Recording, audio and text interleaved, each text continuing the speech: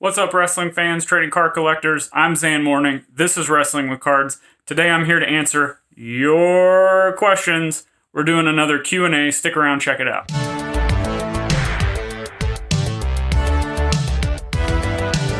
This question's from Chris Jims on Instagram. One question I have is how I can get hobby boxes at retail. Any tips I can find? Anything, for example. Prism football? No luck. So I'm not sure quite if the question is hobby boxes at retail stores or hobby boxes at retail price. So I'm just going to cover both.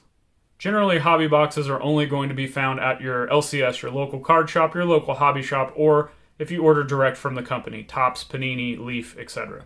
Now, I have seen the kind of stray hobby box, maybe it wasn't supposed to be there, show up at Walmart, Target. Those are few and far between, though. And I'm guessing that was just some sort of error through the third-party company distributing the product and stocking it on the shelves.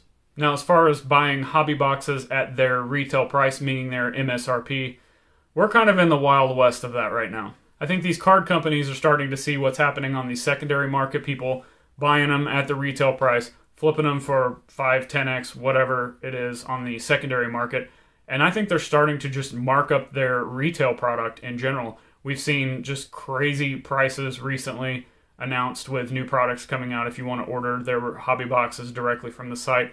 And we've also seen them use the Dutch auction style to get as much money as they possibly can directly from the consumer. It's getting harder and harder for the general person to either A, get their hands on a box of hobby product, or even be able to afford it if they can find it. And this brings up a good question. The sealed market, because a lot of people are keeping this sealed, but there's also breakers. So at the price point of the sealed box, how high can this market go? How high can we get before breakers that are buying this product to open for themselves and others? How high do we get before even those people are priced out to even buy into a break? If they're priced out, do these people that normally buy into, say, Prism, do they move on to buying into just Donruss, although that's gotten expensive? Maybe they move on to a completely different product or type of card. So wrestling cards, still cheaper than going out and buying Topps baseball or Prism basketball right now. So maybe they move into something else. Or do they just get out of the hobby completely? Really hard to say. I don't think I have all the answers to this topic, but it definitely generates an interesting discussion. So let me know in the comments what you guys think about this topic. Are hobby boxes too high? Are they just right? Are cards just going to continue to skyrocket, so sealed product is the way to go? I'm a firm believer in that. Are breakers going to price themselves out of being able to produce products for people? I don't know. Let me know in the comments. This question's from Wrestling Box Breaks on YouTube. Love the videos. Thank you for that. Thank you for checking out the videos. Do you think how WWE is currently performing is affecting those card prices? WWE is downtrending, and I think it will go a whole lot lower, too, in the coming months. Wow, so many different angles you can take to this question. I talked about it a little bit in my past Q&A video I did, so you can go check that out there. You can pause this video and come back if you want. But there's a lot of different things you can kind of angle at with this question. Do we view the product being stale as a reflection on the value of wrestling cards? Possibly. Do we value the opinion that maybe WWE is not putting out major stars and that's reflecting the product and wrestling cards?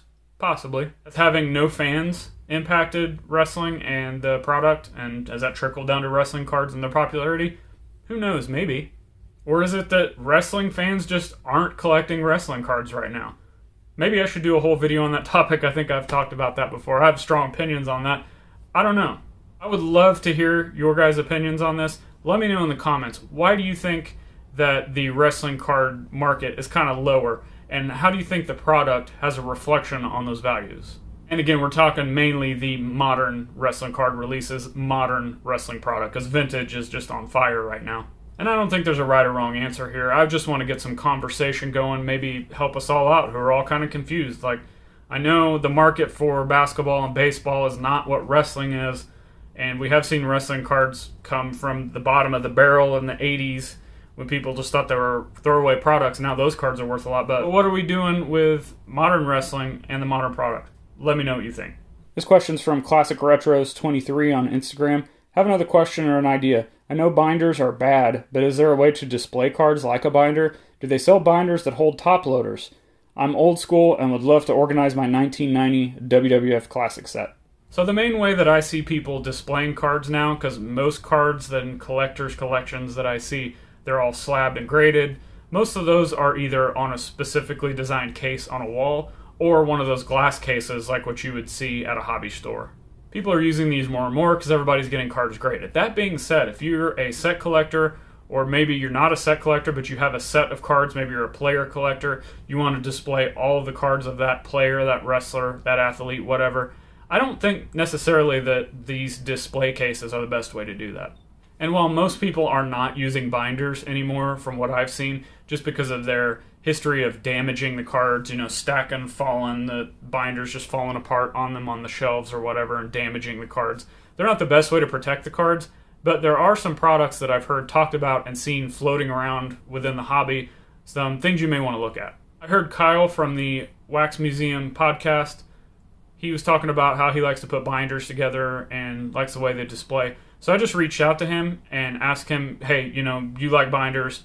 What is a type of binder that people can put their player collections and their set collections to perfectly store them, hopefully not damaging them, and be just as good as top-loading them or grading them?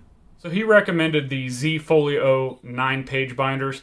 I did some research on those, watched some reviews, and from everything I can see, people love these things. So they're a little bit more expensive, but I think it could be a good investment if you're looking for putting those sets and those player collections into binders so you can better view them. I'm a fan. I may look into those for some of my stuff. Also, just kind of a side note, there are binders that are designed for top loaders, and I've even seen them designed for slabs. I'm not a fan of those. These Z Folios are still great, though. And this comment is from Vince on Twitter. I can't believe that cards like this are cheaper than the actual slab cost. I've said this numerous times on social media and other videos.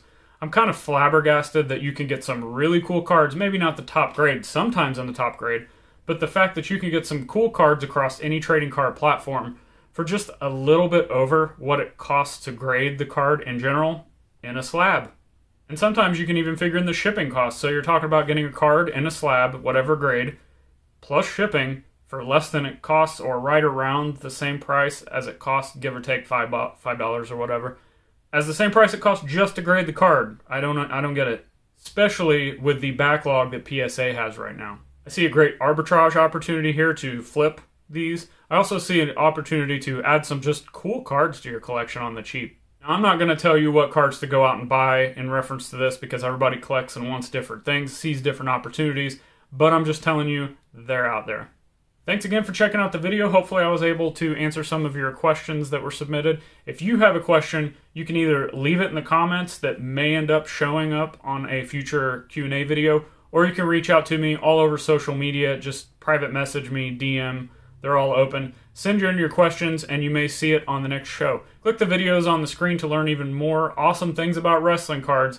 Give me one of these, hit the subscribe button. I'll see you there.